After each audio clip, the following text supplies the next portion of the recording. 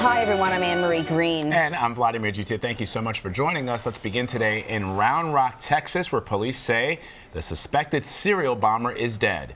Officials say the suspect blew himself up inside his vehicle during a showdown with police this morning. His death ended a dramatic 3 weeks in Texas. 2 people died and others were injured by numerous package explosions. The confrontation with the suspect happened during a pursuit north of Austin. Now, the blast went off as SWAT team members closed in on the suspect. One officer was hurt in the explosion. This is a live look at the situation outside the suspect's house. You can see it's still being surrounded by law enforcement officers. There have been 5 bombings since March 2nd, including just yesterday when a package exploded at a FedEx facility about an hour from Austin. And a 6th unexploded package was found at another FedEx facility. Omar Villafranca is in Round Rock, Texas, where police are warning that more bombs could still be found. This is the culmination of 3 very long weeks for our community.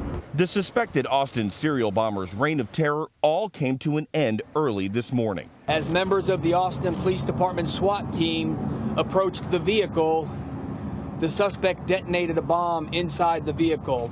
Our CBS affiliate in Austin obtained these surveillance photos that show a person of interest. It's believed he dropped off 2 suspicious packages at a South Austin FedEx office. It is unclear if this is the man found by police. Earlier Tuesday, investigators found those packages containing explosives at 2 separate FedEx facilities near Austin and San Antonio. One package detonated. It was addressed to a home in Austin. 1 person was hospitalized. The other package was recovered intact.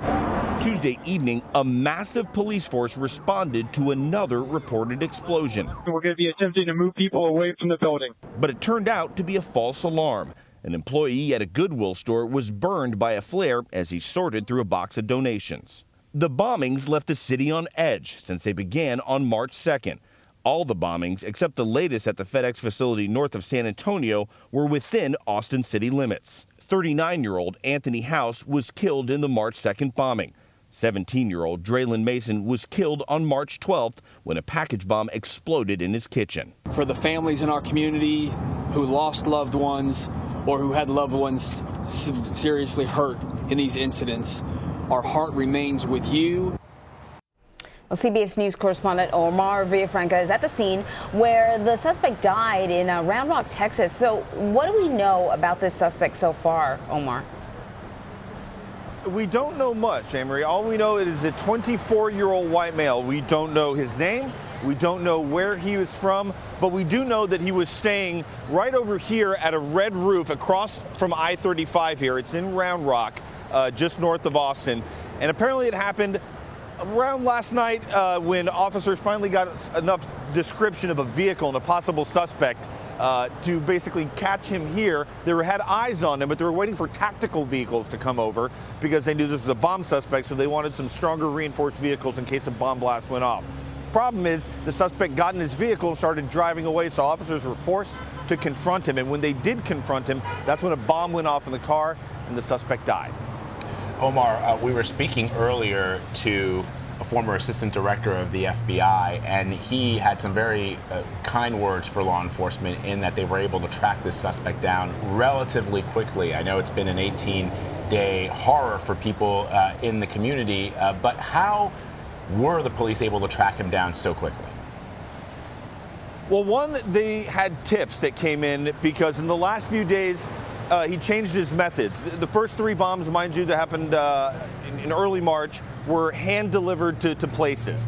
Then his method changed. It was a tripwire bomb that happened in southwest Austin. Well, this time he started going to FedEx, a delivery service, a third party, something he hadn't done before.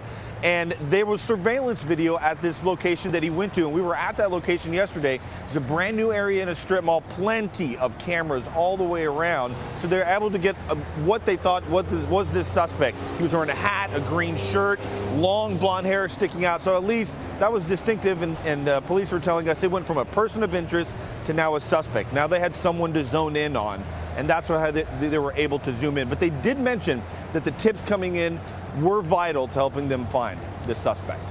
So here's the thing, though. Police said that they kind of started to close in on him in the last 24, 36 hours. We don't know what he's been up to in between that time or prior to that time. So how concerned are police that there may be other packages out there?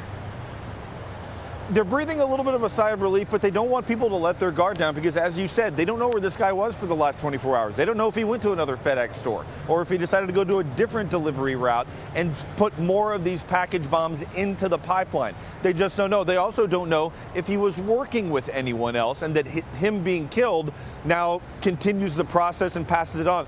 They just don't know. So they're telling people still be vigilant. If you see suspicious packages, still make those calls and just be aware of your surroundings, because while this suspect may be deceased, they don't know if there's more, and they don't know if he put other things in the pipeline. Well, Omar, as we were saying, other law enforcement officials, including former FBI agents, are looking at what happened here and saying a hat tip to law enforcement for bringing this to a fairly quick close. I know for people who've been in the community for the last 2 weeks, it's been difficult, but when you look at how long it took to catch, for example, Ted Kaczynski, some 20 years, this is certainly something that a lot of people are going to be very proud of, although there's still a lot of work to be done. Omar, thank you so much.